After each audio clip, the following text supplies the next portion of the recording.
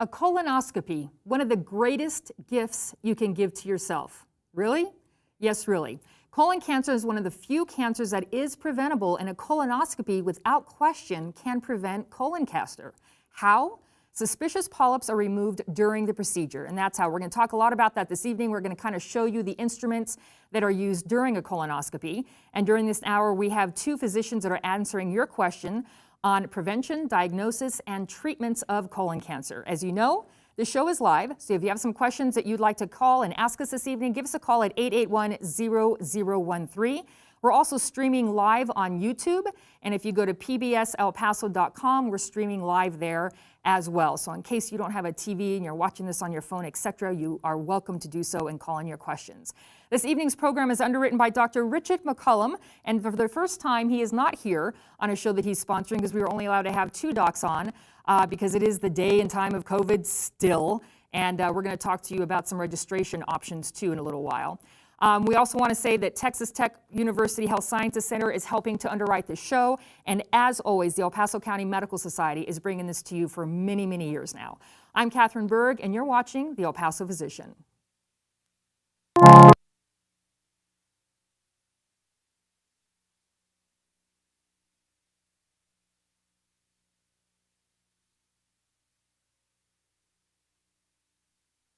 So we are talking about colon cancer this evening. We're talking about diagnosis and treatment. But before we get started with that, you see that we still have our masks on, and that is a good thing. El Paso is doing really, really great with vaccination rates, and that's fantastic. If for some reason you have not registered yet and you'd like to get registered, there are two places that you can go. There's a website that makes it super easy.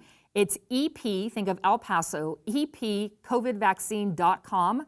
And right as you go into that website, it says register for COVID vaccine right on the front page. That's great to walk through and follow the prompts from there.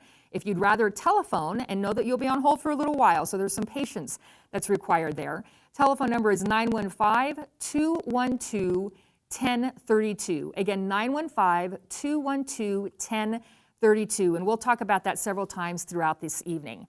So we have with us a veteran doctor, and a doctor who is got all the toys here, which I'm very excited about. We have Dr. Antonio Mendoza-Ladd, who is a gastroenterologist, specializing obviously in, I would say this is a nod to Dr. McCullum. He calls you guys the tummy docs. He calls himself a tummy doc. And then we have Dr. Ihsan Albayati, also gastroenterology, tummy doc. On that note, I would love to talk about, you both have the same discipline on paper, but what is it that you do maybe a little bit differently from one another? I know we're talking about colon cancer this evening. We're going to try to keep most of the questions there, but all day, every day, what do you do? And is it any different now than it was before COVID?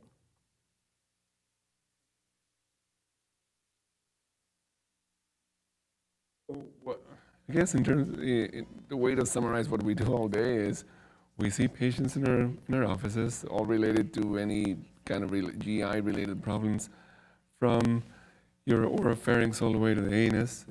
Pretty much every single organ in the GI system is what we cover.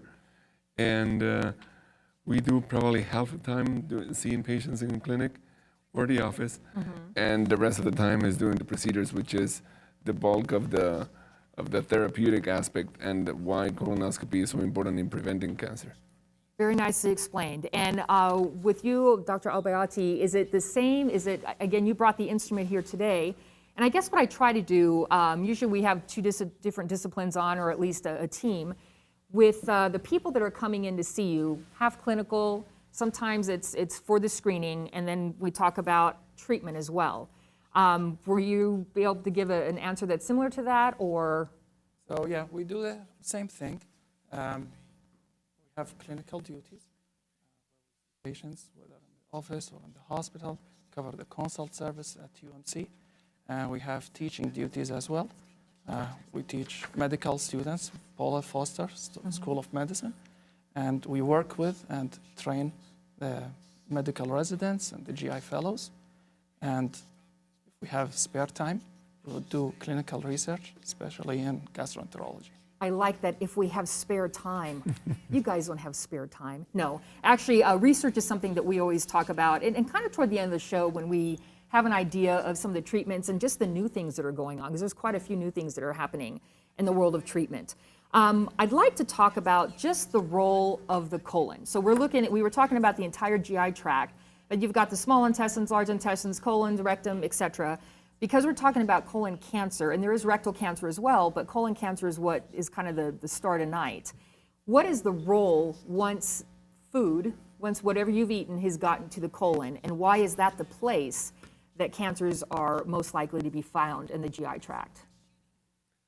Well, the primary role of the colon is to absorb water. I would say that's the most important physiological role of the colon itself in the GI tract.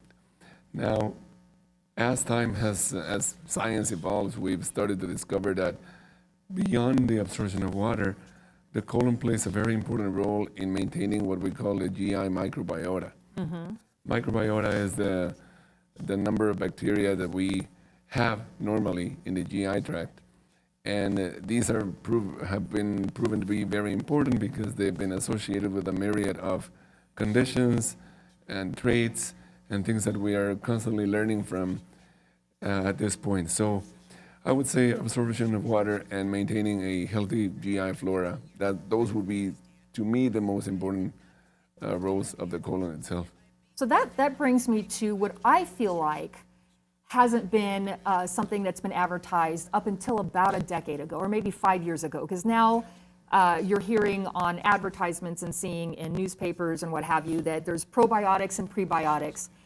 Make sure you have this system good. And we were talking to one of the staff members here at PBS earlier that was on a bunch of antibiotics for a while, and it kind of messed up his system.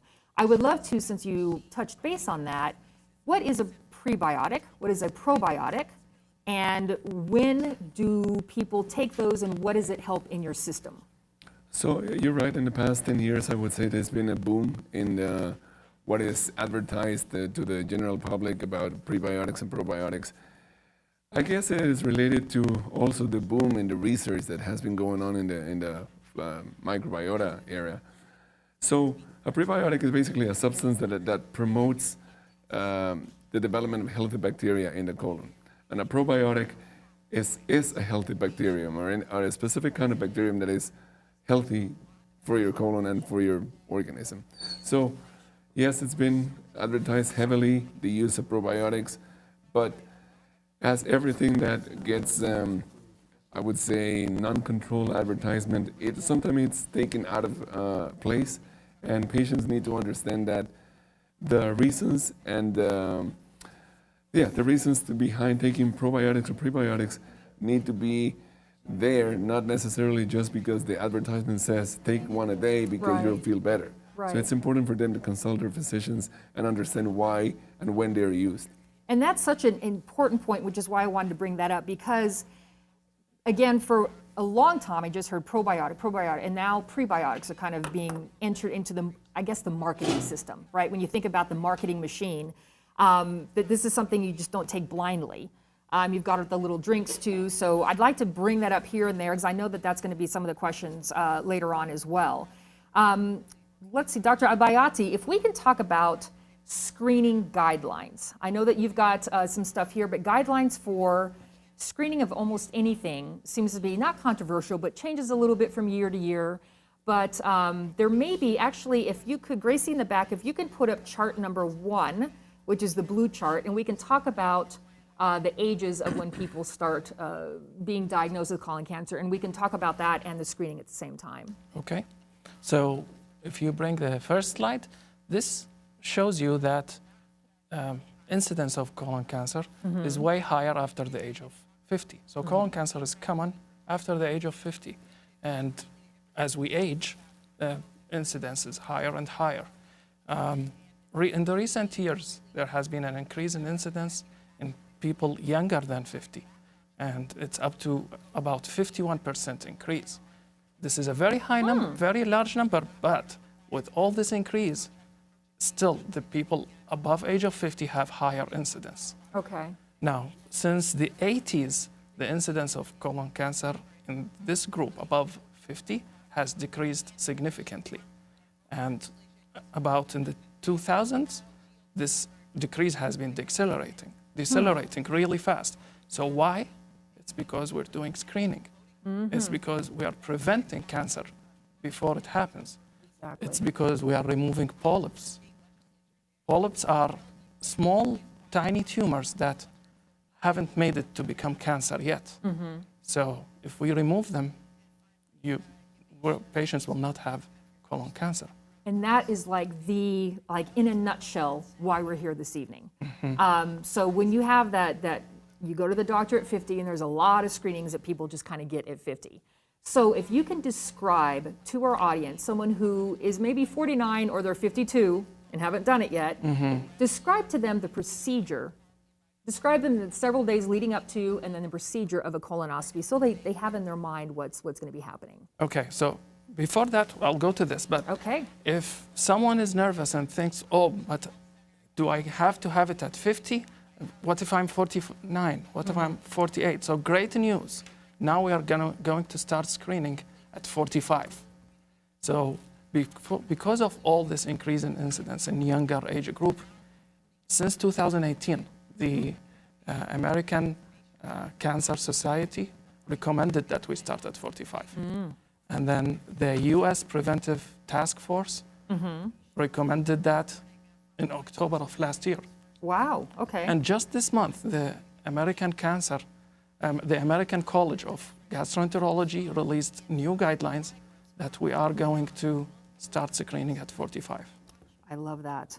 Because I was looking at the curve earlier when that was on, and you have to put it on the air again, but we're looking at the curve starting at like 49 is when that starts really bumping up, like 48, 49, and then into 52. And so that's that nice little hiccup that's there. So I'm glad that that's official. I know that we've talked about that on this program a couple of times, that if there is any kind of genetic reason or if there's any symptoms you may have, and we're going to talk about some high risk and some symptoms too, but I'm glad to hear that.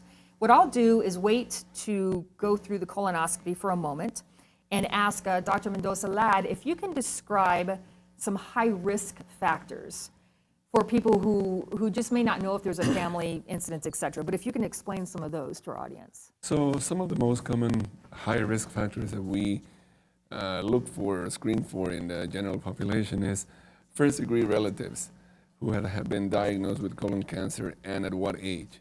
Typically what we go by is any first-degree relative who was diagnosed younger than 60 years old mandates that the screening starts at an early age. And an early age depends on what the actual age of the first-degree relative was. So I'll give you an example. If my father was diagnosed with colon cancer when he was 45, as Dr. Albayeri just mentioned, we're moving the screening guidelines to 45, but guess what? That patient, in this case me, if my father was diagnosed at 45, I need to start screening 10 years younger than the age at which my father was diagnosed. I should not wait until 45 or 50 because my risk is way higher. So that's the recommendation we give people. If you have had a first-degree relative with cancer younger than 60, you need to get your screening 10 years younger than the age of the diagnosis of your relative, or 45, whatever comes first, because it may be the case that my father was diagnosed at 55. So at that point, 10 years younger is 45, and that comes first than 55. So exactly. That's one common high-risk scenario. The other high-risk scenarios are genetic syndromes, and these are conditions that run in families and they're inherited, they're in your genes, there's not much we can do about that. There's different ways of inheriting them. Some of them are a little more, they penetrate higher, more frequently than others. It all depends on the pattern of inheritance that they have. But these genetic syndromes, just to mention a couple of them, we have one that is called Lynch syndrome. In this condition, we recommend that patients start screening in their early teens, and that means 15, 20 years old, and we recommend that patients to get a colonoscopy at least once every 2 years, better if it's once a year. So how would someone know if their child has Lynch syndrome? Is that something that's very specific to spot? It's very specific. Okay. So the parents are usually the ones that know if they've never been if they've been diagnosed before. Sometimes those mutations happen in a de novo way. De novo means none of my parents had it, and I just unlucky person that got it for some reason. And what are the symptoms of Lynch syndrome? So there's really not much symptoms except the fact that you have a higher risk of developing tumors in different organs of your body, not necessarily only GI. It's associated to genital cancers, gastric cancers, some eye conditions. Well, I guess the eye condition is a little more frequent in the other frequent genetic syndrome, but it's just something that the family should be aware of, and it should pass on the information to their offspring, because that's going to make a very important impact on how they're going to be screened during the rest of their lives. Right. The other condition is FAP. FAP stands for familial adenomatosis polyposis syndrome, and that is Say that slower again. FAP, familiar adenomatous polyposis syndrome. polyposis. Okay. And that puts you also at a higher risk of colon cancer.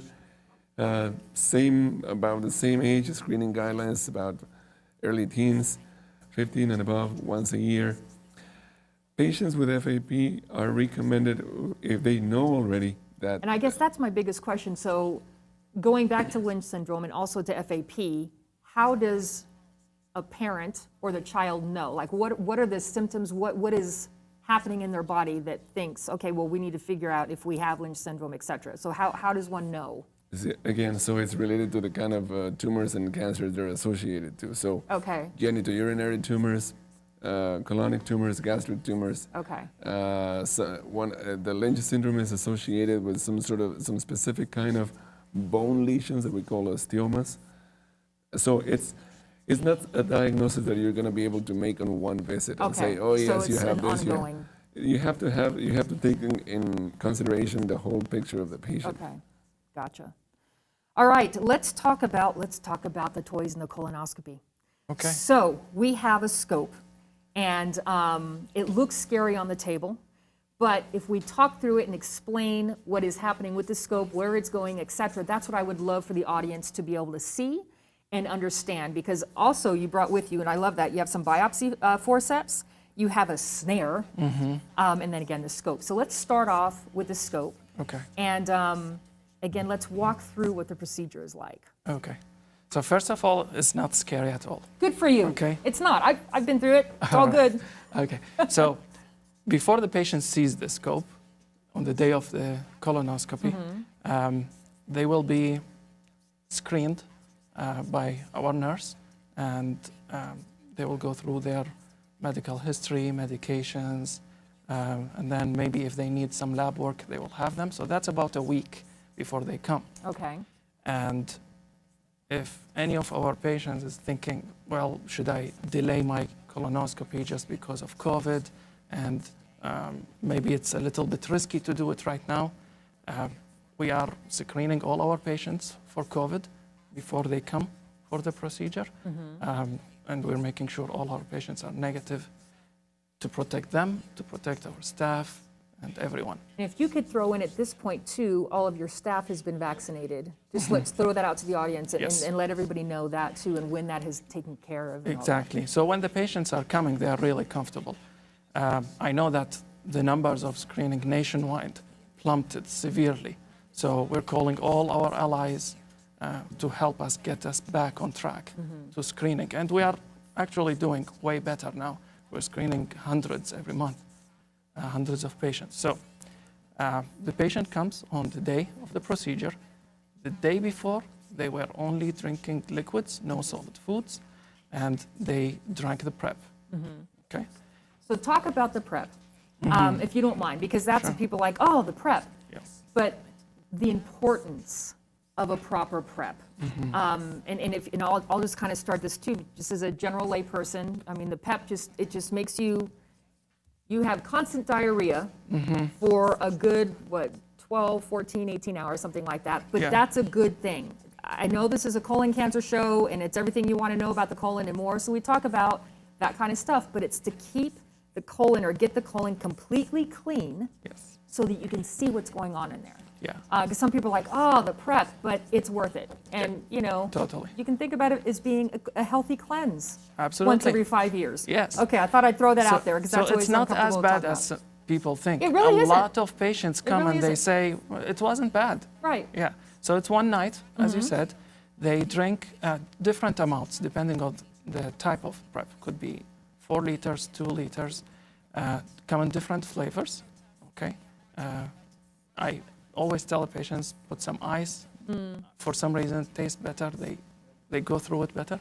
So the importance is that I need to see the colon clean. Right. I need to not miss any polyp. So polyps are sometimes just 2-3 millimeters, and we're taking them out.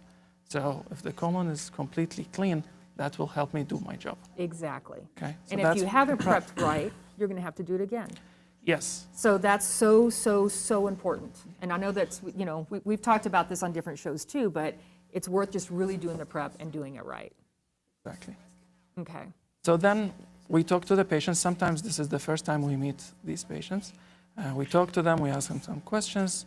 The anesthesiologist, or if we are doing the sedation, will talk to the patient as well.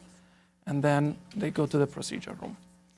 The procedure in general will last anywhere between 15-20 minutes. If there are polyps, it depends on how difficult the polyp is to take. On average, between 3 to 5 minutes. Okay. That's on average. And this is the colonoscope. These are my controls. So this is how I move the scope in different direction. So the patient is laying on the table on the left side. So these are my controls. And this is the tube that I will be driving through the colon of the patient. Okay. It has a camera, a light, and a channel where I can pass all these instruments through. Right. Okay? I love that you brought this. Okay. So we drive the colonoscope from the end of the colon, which is the rectum, all the way to the beginning where it meets the small intestine. Sometimes we take a peek on the small intestine. The reason why is for screening colonoscopy, it's just to confirm that we finished the colon. Okay? If we find polyps, then depending on the size, on the shape, on the characters of the polyp, we will decide how to take it out. This is the fun part for me. Yeah, okay. Okay, so we've got the biopsy forceps, you said, and then we've got Okay. the snare. All right. So when would you use which one? Okay. Let me remove this for a second. So the biopsy forceps, we'll use it for simple small polyps that are about less than tiny that 3-4 is. millimeters. So this is how it looks like. And when it opens, it's about 5 millimeters, at least less than 1 centimeter.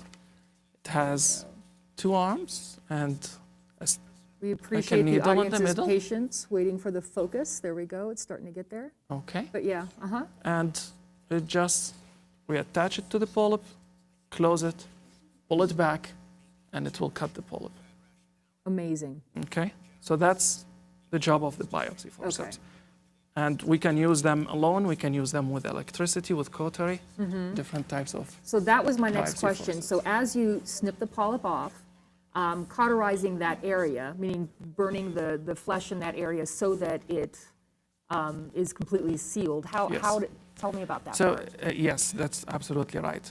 We don't, our target is not to burn the flesh. When we take a polyp out, there could be a blood vessel there that may bleed immediately or later. So the cauterization helps obliterate the blood vessel, close the blood vessel, okay, rather more than just burning all the tissue around. Gotcha. So when Okay. we close the blood vessel, we prevent immediate or delayed bleeding, Okay. okay? And that happens with every polyp that's removed. That is an automatic. So, yeah, so if the Okay. polyp is very small, doesn't look like that it penetrated a lot in the tissue, we can do it without. Okay. Most of the polyps are done without cauterization, Okay. okay? Because the risk of bleeding in these procedures, very, very small, Okay. okay? So about less than 1 in every 1,000 case will have a risk of bleeding. Gotcha. And with all the new technologies that we can control bleeding, it's a very small risk. Great. Okay, good to hear that. Okay. And then we So have then the snare, right? Yeah. so the snare is another tool. It is like a loop or lasso metal that cuts the polyp. So when we ask our technician to open the snare for us, and they got me a big snare. Oh yeah, look So at that. yeah, so They this got me a is big this is a big one. Right. Okay. The usual snares that we use all the time are 11 millimeters. They are small. This is either a 27 or a 30. So, but you can see, I think it's better for the screen. So you can see how it's like a loop. Okay. The polyp is inside it. Okay. And we close it. Okay. When we close it, depends again. We will see in one of the slides there is a sessile polyp, there is a pedunculated polyp. For pedunculated polyps, most of the time we can use cauterization because the polyp in this pedicle, in the stalk, there are blood vessels, so we can obliterate them. And Gracie, if you don't mind, we'll have at the ready the third slide that we have, because I just think this is a perfect time to talk about them since we're talking about these Yeah. procedures too. So there we go. Look at those beautiful things. All right. So, Dr. Albayati, have a good time explaining what these are. Okay. So on your left side, you see a pedunculated polyp. So to the right corner where there is a tiny green thing, this is the pedicle. Okay. And then the red part is the polyp itself. So when you said the pedicle, it's just like it's It's like a Like a stalk stalk. like a stalk Yeah. sticking out Yes. from that. connecting the polyp to the wall of the colon. Okay. So we put the snare around it and we close the snare, we use cauterization, and we cut it. Okay. So that's an example of a pedunculated polyp. On the right side is an example of a flat polyp. Yeah, I thought this was interesting. We talked a little bit about this prior to the program, but I love how you're able to raise this. Yeah. So when it's flat, there is risk that first we will not get it completely, and the second risk is that maybe there is some penetration, and when we cut and cauterize, we might cause a perforation. So what we do is we inject liquid under it, and we raise it up, separated from the rest of the wall of the colon, and we do the same thing. We snare it until it's closed, and we cut with cauterization. Sometimes now we're cutting even without cauterization, and we can see the underlying tissues, and this way we prevent losing part of the polyp, we prevent perforation. So here's a question. When you say that's a flat polyp, I know that looking at that, it's not flat because you've already injected Yes. the fluid into there. When you have, and I've seen many pictures of polyps throughout the years, right? So you've got a regular polyp that you can see there. When you say it's a flat polyp, is it just something that, it's not the size necessarily you're talking about, it's the shape of how it's laying in Yes. the colon. Is that correct? If you can explain a little bit about what a regular polyp would look like versus a flat polyp, and then how you all see and distinguish between the two. Yeah, so there are many things. There is the pedunculated polyp, which has a pedicle, a stalk. There is the sessile polyp, which is like a cluster of grapes that is raised. Right. And there is the flat that we call laterally spreading, maybe. Okay. So these are the shapes. And in each one, there is also different things that we look at before we decide to remove it. So how the crypts inside it look like, this all makes us change our decision of how to remove it, or sometimes even we don't remove it. Certain shapes tell us that there is too much penetration into the wall. This patient needs to go to surgery, or this patient needs a consultation from our advanced endoscopist like Dr. Ladd to remove it in a very specialized way. Okay. You know what? That is the perfect transition to Dr. Ladd. I feel like I haven't talked to you in 20 minutes. Let's talk about colonoscopy has been performed. Now we have a polyp in there that you were talking about, Dr. Albayati. That, okay, Dr. Ladd's got to go in there and really perform surgery, take the polyp out. And I'd like to also talk within that, how you do that procedure differently from this, if it is different from this, and then how the biopsies occur. Like, where do you send them? How do you send them? How long does it take, et cetera? So that's why colonoscopy is the pillar of cancer prevention, because like Dr. Albayari just beautifully explained, polyps come in different size, shapes, colors. I wouldn't say flavors because that's not icky, right, but, yeah. but there's a variety in which each polyp can grow. And depending on the size and the shape of the polyp, that's how we decide which instruments we're going to be using.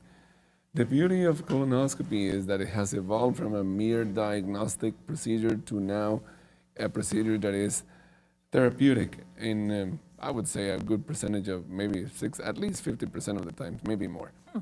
And the reason it has evolved is specifically because you were trying to provide patients with a minimally invasive approach to remove pre-malignant polyps and even malignant polyps, depending on how deep they are in the wall of the colon. Dr. Albayari explained that we inject fluid to separate them from the rest of the colon. The colon is made up of 4 layers. The most important layer is well, they're all important, but the layer we're mostly looking for and looking at when we're doing a procedure like that is the muscle layer that covers, think of it as the stiff layer that makes the colon wall resistant. Mm-hmm. Inside, towards what we call the lumen, towards the inside of the colon, is the innermost layer, which is the mucosa and the submucosa. That fluid that Dr. Albayari showed there is injected into the submucosal space. The submucosal space is normally no more than microns, which is 1,000 of a millimeter. But when we inject it with fluid, we expand it, and that gives us a space for us to cut. And cut safely by not cutting the muscle. If we cut the muscle, we end up with a hole in the colon, and that's not good. Right, exactly. So with a colonoscopy, you can remove a tiny polyp with a biopsy forceps, like he just explained, or you can do what we call now microsurgery. We are able to remove polyps that otherwise, I would say, 5-10 years ago were being referred and still are being referred for major surgeries, just because there may not be the expertise or there may not be the awareness that these polyps can be removed with a colonoscopy. Now, those therapeutic colonoscopies may take longer and they have a higher risk of perforation, meaning because sometimes the dissection of the tissue is a little difficult and we end up causing the perforations of the colon, or bleeding, because the bigger the polyp gets, the harder to remove it is. However, the message that I want to send to our viewers tonight is that if you've been diagnosed with any kind of polyp and been offered a refer for surgery, just seek a second opinion, because we're open here at Texas Tech to take your second opinions, where we'll be able to glad to consult on you, because I can tell you the majority of these polyps are removable with a colonoscopy rather than having to send the patient for a major invasive surgery. And I'm so glad that you brought that up. And that's what I'd like to ask about. When is it time to have a surgery? And so again, that's what's changing. We talked a little bit about that before the show as well, that every year there's a little bit something more that these instruments can do. What I'd like to do, because I feel like we're going so far into the show already, I'd like to talk about treatment. So once there is a polyp that was removed, biopsied, now we know that there is a cancer. We know that it is malignant. From there, let's talk about some treatment options. And if you'd like, feel free to use a case study in your head that you have, no names, no particulars, but because there's so many different treatments as well. So you're welcome to start on that, and feel free to If we talk specifically about a malignant polyp, what we look for is the appearance of the polyp. There are ways of telling how deep that polyp is going into the layers of the colon. The holy grail is the muscle layer. Once we can establish that the polyp is already attached too hard or too deep or even way beyond the muscle, that means that polyp cannot be removed endoscopically anymore. That polyp or that tumor is going to need surgery. Okay. Again, when you say surgery, let's talk about, because now it is in the muscle layer. And I'm thinking about sectioning too. When people that I've known have had a section of their, even if it's 4 or 5 inches of their colon, removed, resections, stitching, etc. Talk a little bit about that as well. Surgery basically involves removing a part of your colon. And that's why the approach has shifted so much, because I would say 20 years ago, a polyp that was not necessarily malignant, it was just large enough that we couldn't resect with a snare, would have gone to surgery. And that means a completely benign lesion, not benign, but with the potential of becoming cancer, but it's not a cancer, is being subjected to a major operation where half of the colon is removed, where a big portion of the colon is removed, when nowadays we can remove them endoscopically without you having to go to a major surgery.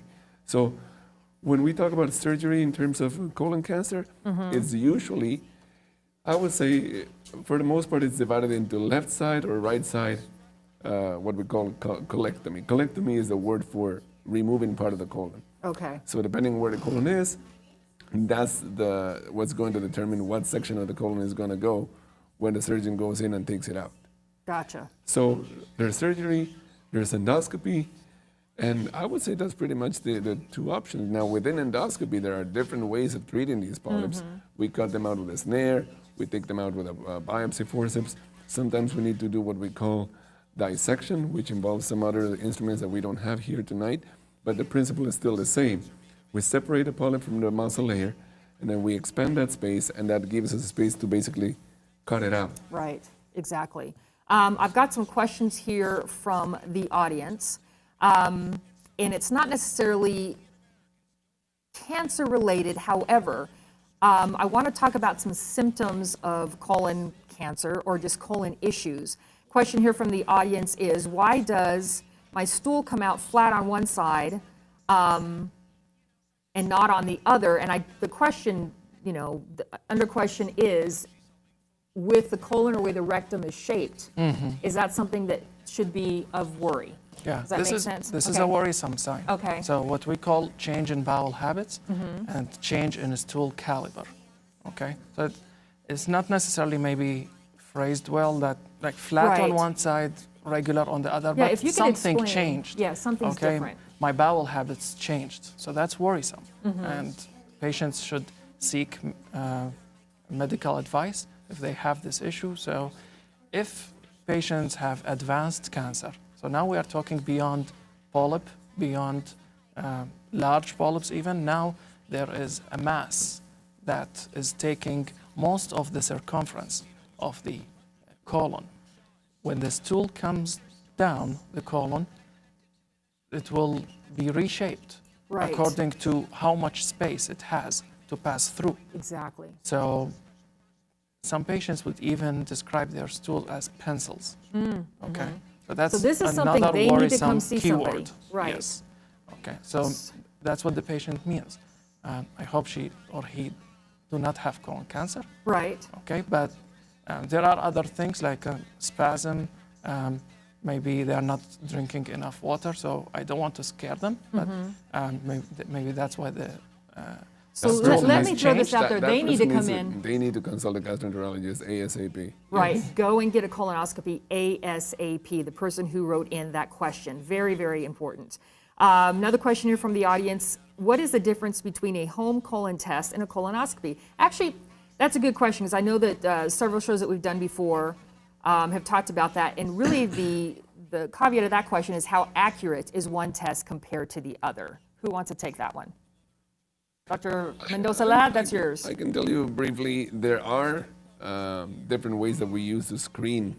There's a difference between screening and treating polyps, right? Screening is looking for them, treating is when we actually remove them. So in terms of screening, there are non-invasive methods, which is probably what this person is referring to, which are basically cards that the stool gets put in a specific card, a special card. It gets sent to the laboratory, and it gives you a probability of what the risk of you having cancer is. No test is perfect. Right. Even though the colonoscopy is the best one, like Dr. Albayari said, sometimes the polyps are too small, sometimes they are in a difficult angle, and we may miss them. Right. And there's I like your word, though, probability. It's not technically a So screening. everything that we do in medicine is about probability. Right. There's no perfect test. Every kind of test has its pros and its cons. What we go by is the sensitivity. The sensitivity is basically how likely is it to find cancer when cancer is really there in my colon. So those little cards, the two major versions are is one that is called the FIT, and the other one is called the DNA test. Okay. The DNA test is a newer test. FIT test has been in place for a while. I want to make sure that the audience may understand there's a big difference between a FIT test and a fecal occult blood test, which is the oldest way of checking for colon cancer, but that at this point, I would not advise anyone to use it.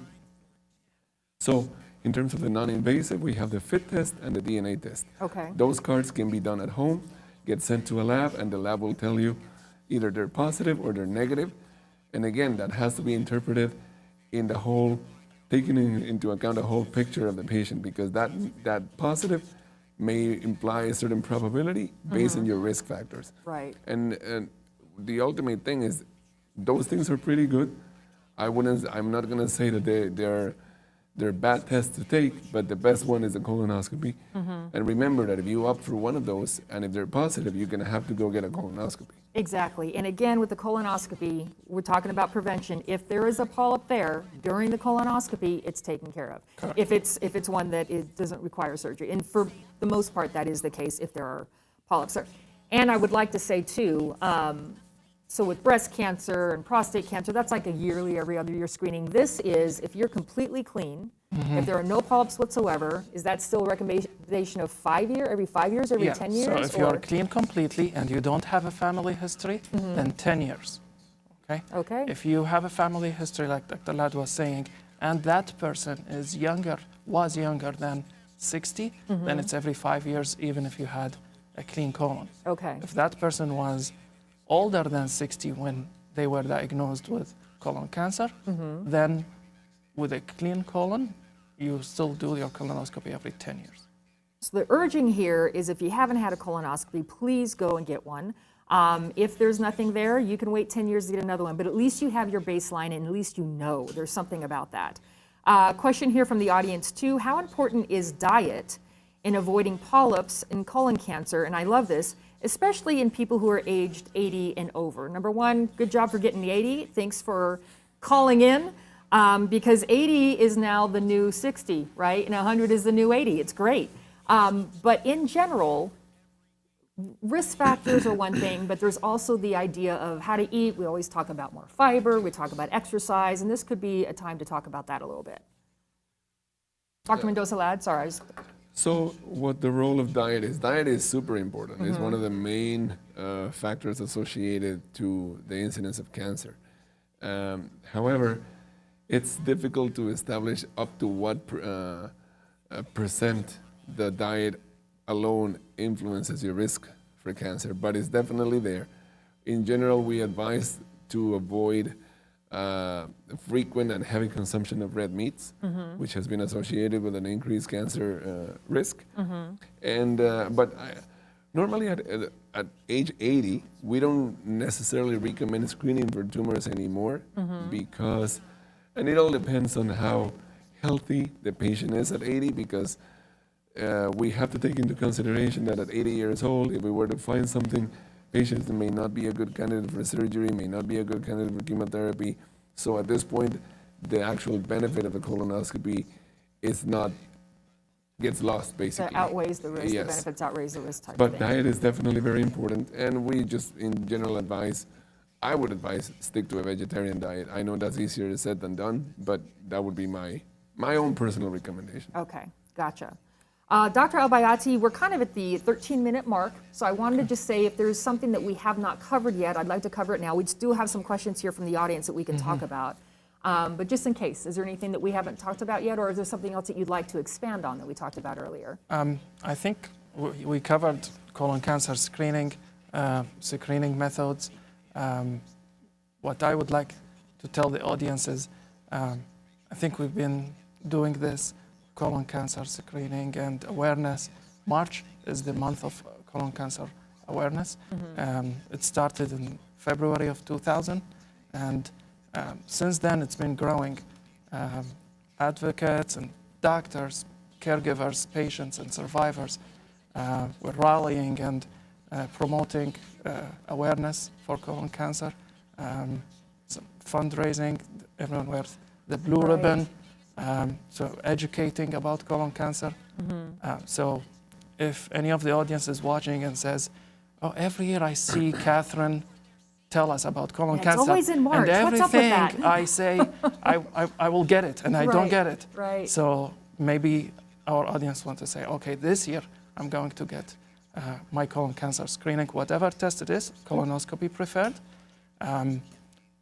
A lot of insurance plans have preventive service covered, so And it's the colonoscopy greatest gift you can give is yourself. covered. Really, And there's a lot of work by GI societies, and this is a little political, but a lot of GI societies are working hard to cover to help cover any other hidden fees. So when the procedure becomes therapeutic, and this is reality, we have to admit it, sometimes the patient has to pay a little bit out of pocket. Okay, but still remember, if you had to pay a small amount, it's totally worth it. It's a great investment, and it is not at all comparable to the amount of cost and suffering patients have when they have colon cancer. right, exactly. May I echo Yes, something absolutely. that Dr. Mendoza Albayati just made? I want to echo this. And I think I've been saying this for the past few years that I've been in this show. The best screening test is the one that gets done. Yes. It doesn't matter if you're afraid of the colonoscopy, we try to make it as friendly and as easy an experience for you, but if you still have your own reservations, talk to your primary doctors. We spoke about the non-invasive ways of checking yourself. They're perfectly okay. Know that colonoscopy is the best one, but it's not for everybody. But if you're afraid of the colonoscopy, get it done. Be it the stool DNA or the FIT, just get it done. It doesn't matter if you don't get a colonoscopy. You need to get checked once you fall into that age range, or if you have specific risk factors, get it done. Exactly. Question here from the audience, and we've talked a lot about cancers, but let's talk about diverticulitis. We hear about that all the time. Is that a precursor to any type of cancer in the colon? Who would like to take that one? Dr. Albayati? So a diverticula is an out pocket from the colon. So think of when you inflate a balloon, there's so much pressure that the balloon pops out. Okay. Okay, so it's a wear and tear with age. The muscular layer is weaker, there is some defect points, so there will be these out pockets. Okay. These are called diverticula. Gotcha. Okay, diverticula, we can live with them. Nothing happens for years. They can bleed because sometimes they have some blood vessels that become very superficial. They can bleed, and they can also have a complication called diverticulitis, which Okay. is an infection, basically. It could be simple, treated with oral or IV antibiotics, or it could be complicated with abscess formation. So a lot of pus accumulates in the infected area and causes an abscess or perforation that will need surgical intervention. Does a person know, like, are there symptoms with diverticulitis? Okay, so what are some of the symptoms that people can look out for? So almost all, because we don't say always, almost all patients with diverticulosis have some sort of constipation, Okay. mild or severe. Okay. Could it happen without? Yes. It could. And what is it But that causes the constipation? Because to me, it's like a lack of moisture. What is it that in diverticulitis that causes the constipation? So to answer what causes constipation, there are different categories there for really are. That's constipation. true, right. Okay, one of them, less moisture, absolutely. The other is less motility of the GI tract, Aha. less okay. coordination of muscle Okay. action, less Okay. peristalsis that move, or an obstruction. Or an like obstruction, cancer. and that's what we're talking about here, Okay. the obstruction. Like Okay. cancer. So these are some causes. But what causes diverticulitis is sometimes stasis of stool in these diverticula, so it doesn't move, and it's full of bacteria, can cause the infection. Okay. Causes Is diverticulitis. there pain that's associated? So we've got constipation. So constipation is one thing. Okay. If they don't bleed, if they are not infected, then constipation is the only thing. Ah. If they bleed, then patients will see blood coming out, and they will know that there is something. So that's a symptom. Okay. The other symptom is pain and fever, and that happens when it's infected. Okay. So here's a question: if you have some of these symptoms, because and you hit it earlier too. There's so many things like, oh, that'll go away. Oh, that'll go away. And maybe Dr. Mendoza-Land, tell the audience when it's time to, I should go get this checked out. We had that question here earlier about the shape of the stool, which is one thing.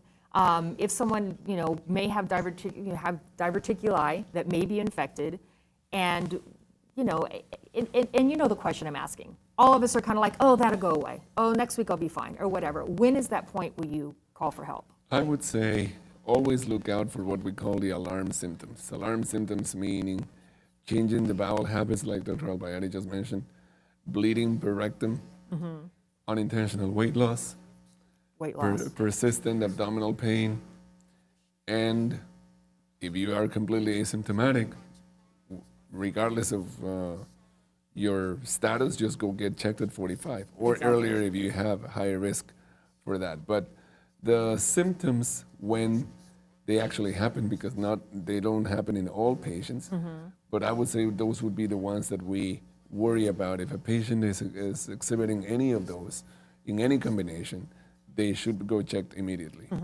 Exactly. And again, the screening guidelines have been changed from 50 to 45, which I think is so due in time. I feel like that should have been happened a good 10 years ago. I'd like to talk about, so again from the audience, the idea of blood in the stool, and then let's talk about hemorrhoids, because that could be also very confusing, because that's on the outside. That is something that is not colon related, but rectum related, but I'd like to just touch base on that. Dr. Albaiti, you get that one. So at the end of the rectum, the veins that drain the rectum are called hemorrhoids, okay? And we all have them because the blood has to be drained in a way or another, so these veins drain the rectum. With a lot of pressure and again, wear and tear, these veins can become larger, okay? And they become what we call hemorrhoids. Hemorrhoids could be something that the patients see out protruding outside. They could bleed. The blood inside them can get thrombosed, so they become painful, okay? They can cause itching, and or maybe they are not visible, they are inside, okay? But they still cause bleeding or pain. The best way to treat hemorrhoids is to try to avoid them to become enlarged from the beginning. So avoid constipation, eating high fiber diet, drinking a lot of water, and once they happen, if there is bleeding or pain, the first step is to treat them medically with medications, local therapy, some endoscopic therapy as well, and if all this doesn't work, then surgery is the treatment. Okay. And the bottom line is if there is some kind of blood, that is like one of the biggest indicators. Hemorrhoids, sometimes if you're feeling something, sometimes that's a good sign because that's something you can feel. A lot of times other things you can't. I'd like to touch base really quick on inflammatory bowel disease. Because that, again, we're talking about symptoms, risk factors, when do I go to the doctor, et cetera. If you can just explain what inflammatory bowel disease is and how that is different, or again, if any of these things are precursors to cancers. So inflammatory bowel disease is, I guess, a very good example of how different factors come into play into causing a condition. Inflammatory bowel disease is a condition that affects different parts of the GI tract, and since we're talking specifically about the colon, let's talk about that. We don't know exactly what causes it. However, we know there are things that come into play. Number one, genetics. Number two, what your gut microbiota is. Number three, what your diet is. Number four, what your, I don't know if I mentioned this in the beginning, but what your genetic makeup is. Okay. So it is basically inflammation of the layers of the colon that can manifest itself by pain, bleeding, weight loss. So those are all the same things that I mentioned. Right. So that's why not one symptom is specific for a specific condition. Right. That's why it's important for you to consult your physician and get an idea of what the possibilities are. We as physicians, we always work on the base on probability. If I get a patient tonight in my office complaining of these symptoms, rectal bleeding, weight loss, diarrhea, I'm going to think about a few things depending on how old the patient is, what the genetic composition of that patient is, what the job of that person is.